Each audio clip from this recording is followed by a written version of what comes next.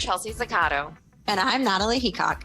And this is Lumber Slingers. Each podcast, we will be bringing you relevant and useful industry information, including interviews with top lumber professionals and discussion of current events in the industry. Whether it be lumber grading, industry and market trends, or who's who in lumber, we hope to extend your current tally on industry knowledge. Well, hello there, Trent. How are you?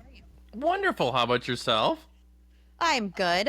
I am good. It's beautiful weather out here in Oregon. Just kidding, well, Oregon. It's not here, so I'll take some of that. It's rainy and cold, which I don't mind for spring, honestly, because we can still go outside most of the time. It's like 60s or so, which is fine. Speaking of rain, I have a story for you. Okay, go on. So, 2 nights ago, sleeping, and it's 2 a.m. My sons come in the bedroom, and they're like, Dad, there's a storm in our room. And one of my other kids is like, it's raining in our room. And I'm like, oh my God. I elbow my husband. I'm like, go put them back to bed. They're having a nightmare. So he gets up, he goes downstairs to put them back to bed. And I'm like, oh, it's weird. He never came back. I wait a couple minutes, and then I see the lights turn on, and I'm like, uh-oh. So I get up and I go downstairs, and it's literally raining in their room. So I wonder if you'll be able to hear this, but I got to show you this video. Okay, tell me if you can hear this. I can hear that for sure. That's their bedroom. Oh my goodness. What was happening? Was that just... It's coming out. Look up there. Here it comes. Sorry if you're not watching this live. It sounds like it was literally like a water faucet. Yes. So our dishwasher sprung a leak, and I had it on a delay start. That's why it was in the middle of the night, and who knows how long it went for. But just our hardwood floors are ruined. They're all warped. Who knows what's in that ceiling? The carpet dried out pretty good. We have floor heat, so we turn the floor heat on, fans on, towels. The carpet actually seems like it's fine, but yeah, it's Did it avoid the beds and everything in the room then, or? Yeah, pretty much avoided. Okay. It got one of the comforters, so it pretty much avoided the beds, and it's just we're gonna have to tear the ceiling open and refinish the hardwood floors. Fun. I know. So anyways, that was a fun middle of the night. So we get the boys back into bed. They're in our room because their room's chaos, so we put them on the couch in our room, turn the lights off, get everyone calmed down, lay our heads on the pillow. I'm not exaggerating, less than 60 seconds later, the fire alarm goes off. What? And also not the one in their bedroom, the one in my daughter's room. So she had slept through the whole thing. So now she's awake because there's a fire alarm going off in her room. Wow. So you got a lot of rest that night, and I'm sure it was, geez, wow. Yeah, it was crazy. And then, so we get her into our room. We get, all that figured out. But it's we just basically didn't go back to sleep because you could hear the hardwood floors popping. You could hear, there's nothing we could do. Nope. It was awful. So anyways, that's going to be fun for us. Oh God. And you know what the odd thing is? We were over at a friend's house over the weekend, and his dishwasher started leaking over the past week as well. Really? So check your dishwashers, people. Yeah, my mom was like, don't you know that you're not ever supposed to run your dishwasher at night? I'm like, no, I didn't know that. And I've been living on my own for 20 years, and I've always ran my dishwasher at night. I've never not. I'm very paranoid about stuff, so I never have, just because of if something happened, I wanted to be able to act on it. But I always thought that I was just literally a paranoid person, because you're not. I do that with my washing machine too, and I'm also the person who, after I use the toaster, I unplug it from the wall. I'm like, not starting a fire because of this. I'm super duper paranoid. So maybe it served me well. Yeah, I think so. I'll tell my mom. She'll be proud of you. All right, awesome. Because I will say, when we had our washing machine leaked, it was luckily during the day. It was right before we were getting ready to work, and that thing just started gushing out. It was pretty aggressive. And then Oh. the hot water heater, when that started to leak too, that was pretty aggressive as well. Oh my gosh, everything leaks. My mom had her ice maker leaked in her fridge, ruined her Hmm. floors completely, and then her faucet leaked and like come basically destroyed the house. It was insane. Yeah, I've never had a leak. This is my first time. yeah, mine luckily have all been on the lower level where we were on a slab there, so it didn't cause any permanent damage. And them both being in like kind of the mudroom type of thing, it didn't have any like hardwood floors. It was just tile back there and or concrete where the hot water heater was at. So we got really, really lucky in that regard because I can't even imagine having to deal with what you're dealing with now because that's just it's no bueno, no, not No fun at bueno. all. Yeah. So tell me some positive news, please. Well, I'll tell Let's you get my one mind off of positive it. news. I don't know if you heard this last week when I was talking about I think it was last week my bootleg cologne situation. I was Yes, able to I return did. my bootleg cologne, so I'm waiting on the refund. So that's good news. Hopefully I'll get a refund, and I ordered it from a reputable dealer, which is Macy's. So thank you, Macy's, because they sent me a bunch of free stuff too, which is very nice. Please keep us posted on your return. So, I did listen to the that was really episode and I exciting was for me. cracking up.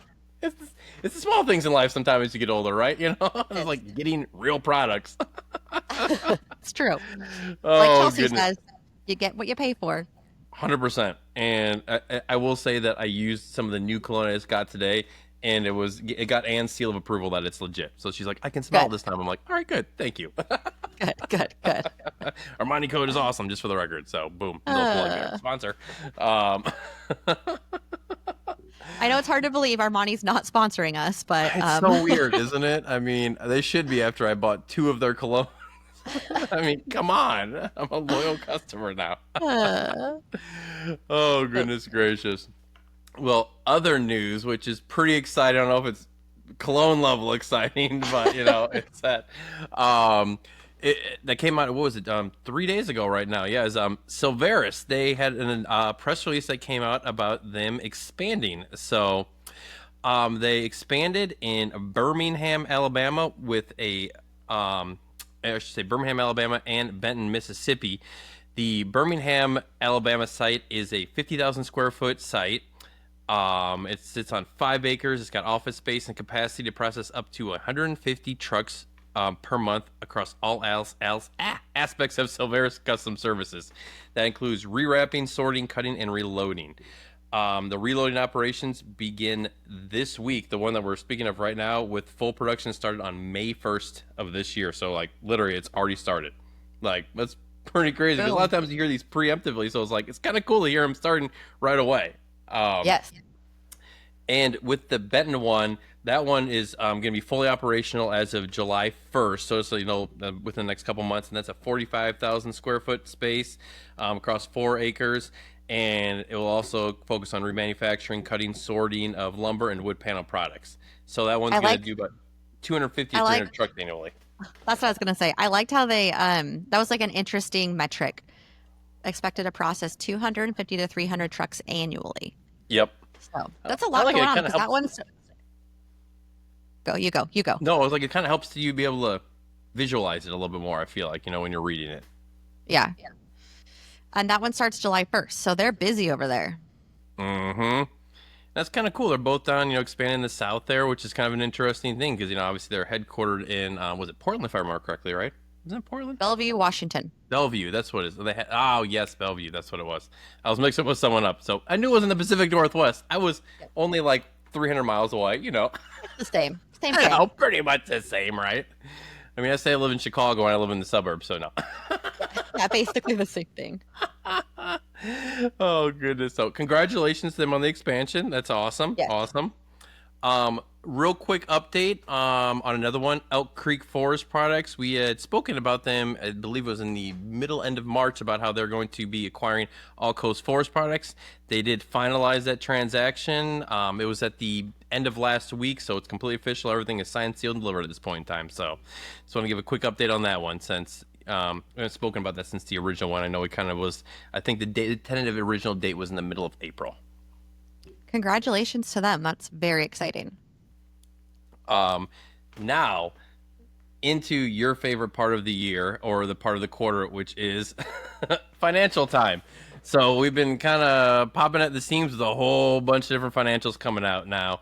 Um, I think Chelsea and I spoke a little bit about this last week in that it's interesting the first quarter ones because they're going to be just insanely different, I'm sure, than what the second quarter ones are going to be in the context of what the how people felt because it's obviously transitioned over the quarter and now starting up the second quarter. I mean, even I feel like if you talk to some of these companies, like in another like 3 weeks, it's going to be even completely different than what they're going to be talking about on these calls they've had in the past week.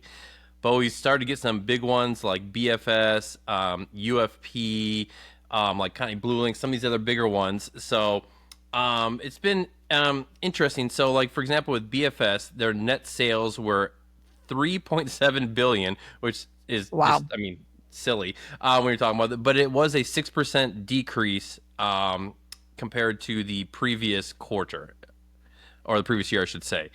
That's Net interesting. income was, what was that? I'm sorry? That's interesting. Yeah, and it's like I like they were still pretty optimistic. When you see like the kind of the comments that Peter Jackson had said, it's like given the current environment, I'm proud of our resilient results in the first quarter. And he kind of goes on to speak about things like these results reflect the strength of our differentiated product portfolio and our focus on operational excellence. And they talk about the uncertainty going forward and whatnot. So it's interesting. It's a common theme where all these companies that you're seeing, regardless of the results, they all reference the uncertainty, which we kind of figured. But I mean, that's what I'm saying. I mean, it's just I don't know. It's going to be very interesting to kind of dive deep into what Q2 is going to end up saying. Obviously, we're a ways away from that, but it's going to be very interesting just to see how big of a change there ends up being, whether it be, results just purely on the financial side and also like the sentiment that there's going to be at that point in time across the industry. Because, I mean, it's just going to be like, I don't know, man. It's just, I don't know. I'm very anxious, so to speak, about what's going to be happening going forward. Yeah, it's very interesting. I always like to read their comments and what they say and uncertainty, blah, blah, blah. But I thought it was interesting that they said the 6% decrease is driven by lower core organic sales, one fewer selling days, just one, Yep. and commodity deflation. It's interesting. Yeah, so I don't know. It's yeah. So I mean, across the board, it's kind of a similar thing that you saw throughout a lot of different people. So like like real quick, like Blue Links, like they had a decrease of 17 million, which is a 2% compared to the first quarter of 2024. So you're seeing these decreases, but they all seem to be in the single digits, which obviously is very good. Because in the double digits, then it's like, oh goodness. So yeah, it's gonna be an interesting quarter, and I mean when you're seeing it like the changes that are starting to be implemented in different companies, like even outside of like the building products. I mean, like today, like I saw when I was on Twitter, like Microsoft announced that they were putting up, they increased the prices of all of their hardware, like the different systems and stuff like that. So you're starting to see people start to take action because of what's been going on. So it's going to be interesting to see how that takes place. And I did see that even like ABC Supply, they had announced that there was going to be some increases in costs, on our side. So you're starting to see some of these increases come back. And the thing I always wonder, and I know we've spoken about this in other situations, is once they go up, will they come back down? And if they do, how much? And that's always the interesting part because, building products, they can ebb and flow, but like some of these other like hard goods, like in the like the discretionary sector, like the Microsoft, thing, like if they increase that, what's the incentive to bring it back down if people are paying for it? Right. So, I wonder if you'll see that in certain segments of the LBM area as well. Yeah, who knows? It's like constantly wait and see. Wait and see. Mm-hmm. Yep. No, it really is, and it's. I want some answers. I've never realized how much I crave stability until recently. Yeah, I know, right? I was listening to the New York Times podcast earlier this week, and I don't remember what episode, but they were like, well, get ready, shelves are about to be empty. And I was like, oh, we think it's going to be that dramatic? That seems a little dramatic to me, but. Well, I mean, you're starting to see some of the headlines that were crossed that, like I saw another one that came out that popped up because I get news alerts from all these different companies to see what the differences are. But one that came up from CNN was talking about like the last few ships from pre-tariffed goods are coming over from China right now. And it went on to say something similar on lines of what you just said as well. So I don't know. I mean, I'm trying not to be overly paranoid because I think that we spoke about before. People go by what you put out, and I mean, I think you can be smart and maybe preempting certain aspects. But I mean, when it comes down to, I mean, you can't buy like a year's worth of like bread. I mean, I guess theoretically you could freeze, but I mean, there's certain things you can get this to have in stock. But I mean, you can only really do so much when it comes down to it. And you're just kind of at the mercy of hoping that there might be some short-term pain, but hopefully it's a long-term gain across the board for either new agreements or new production that needs to be done. So I mean, it's just I can't control it, so I'm just I'm trying to lead by example in the context of just being positive and just being smart when it comes to certain things. Right. Well, if you're a prepper, this is your time to be alive. Yeah. Your time to shine. Yep. I will say one thing I did prep with, and this was just because I wanted to have it, was I bought a generator, but it was a solar generator. I always thought it was kind of cool. And they had one that had been recommended highly, and I got off of Amazon actually like months and months ago. And I'm really glad I got that because it's a really cool little thing. I mean, it generates it could keep your like a couple of fridges on from the one I got. And it's got like these different solar panels. It's a really cool little thing like that. And I kind of wanted to look and see how much they're charging for it in like another month or two to see like how good of a deal did I get. So I'm really glad I bought that though. I've always wanted to have a generator, and I thought that was a cool little spin on just a normal generator that people have. So. Yeah, you're just a little prepper. Oh yes, I am. This is a small little one. It's just my little fun. Yeah, not a big one. No, I only got like 20 canned goods here. I'm not lasting very long. Don't go to Trent's house. Yeah, don't go to my house. You're not gonna last. Unless you can live off of squeezy yogurts and squeezy applesauces. Which apparently you can. Ask my daughter. So that's good. Oh goodness, but just to switch gears real quick, when it comes to mortgage rates, which I like to cover, kind of is giving us a little bit of an idea of how things are looking. They did decline again. They're back down to 6.76%, which is obviously anytime you're trending down is good. As of May, that was as of May 1st. From last week, it was at 6.81% for the 30 years. So, downward trend, which is good. And the mortgage applications also likewise, they did decrease, which is obviously kind of different than we're speaking about, but there's usually a little bit of a delay in that anyway. But it was only 4.2%, which we've seen some double-digit changes recently. Chelsea and I spoke about this kind of anecdotally in our neighborhoods, and I found it interesting that the houses that are for sale in my block, even since last week, they still have not sold. And there's actually another new house as of yesterday that's on sale. So it's like there's a lot of people trying to leave Illinois apparently, and the houses are not turning over like they used to currently. I mean, those houses that we had another one sold in our block, it sold like that the last time. So the market's definitely shifting in some capacity. I don't know if it's people being kind of worried about what we were speaking about previously, but it's interesting. I mean, once again, that's anecdotal in my area, but I mean, when things were hot, they were super hot here too. Mm-hmm. I was listening to Wall Street Journal podcast earlier this week. I thought it was really interesting. I should send it to you because I think you'd like it. Basically, it said, it was an economist, and he basically said, if you were to close your eyes and tune out social media, all media in general, and just look at the jobs report, CPI, just some of these like GDP, some of these like actual economic indicators, it's essentially the same as it was with Biden. Like there's not much change. But when you factor in consumer confidence and you factor in the market volatility, it looks like craziness. So I thought that was a really interesting point of just staying calm because the economy is similar as it was under Biden. The only thing is, consumer confidence is important. And if that's not good, then it stunts spending and all that stuff. But I thought that was an interesting point that he made. No, I 100% agree. I think that we've spoken about that before where it's just, I mean, it's a lot of it is noise. I think you got to learn how to silence the noise, which is what I've been trying to do. I don't obsess over it. I think it's interesting to see the reality like you spoke about. If you look at the numbers and then you look at the sentiment and then you look at the sentiment from who's putting that out and you look at that not just short term, but you look at it throughout years. And it's kind of interesting to see how it shifts. And I feel like that you can become more knowledgeable about, what's happening then. And I think I found that's most important is don't just look at what news is saying. Look at the actual data and be able to try to interpret it for yourself. You don't have to go crazy, but if you do that, there's a lot of power in that because then you won't be swayed by anyone's narrative, regardless of what side it is. It's irrelevant. It's just like data is data. Obviously you can skew the data, whatever you want it to do, but when it comes down to it, I think there's a lot of power in being able to look at that stuff yourself and not be, have somebody trying to put their spin on it. I think it's a very important thing, and I've learned that as I got older across the board. And I think that's very, very valuable as Right. a business person as well as just just in life in general. Right. Agreed. What did lumber prices do? Well, they went down, but not as much as we've seen recently. It was down 1% or $5 from the previous week when it was 513. So doing that really complicated math, it's down to 508. Good job.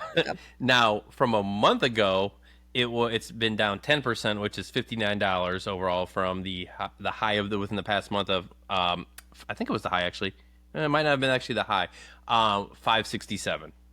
Okay. I think it actually went up a little bit. I think it was in the 570s at one point within at that point in time. If I'm looking here as well, so that kind of is in line with what we've been seeing over the past few weeks too. So. Once again, kind of wait and see, and just just keep the optimism. That's what I say across the board for everything like that. You're gonna see cycles, and you just gotta stay happy, and keep on keeping on. Life's a Keep garden. on Dig keeping it. on. Well, that's your news update for May 2nd. Yes. Trent, okay. Yeah. All right. Well, I'll see you next week. All righty. Have a good one.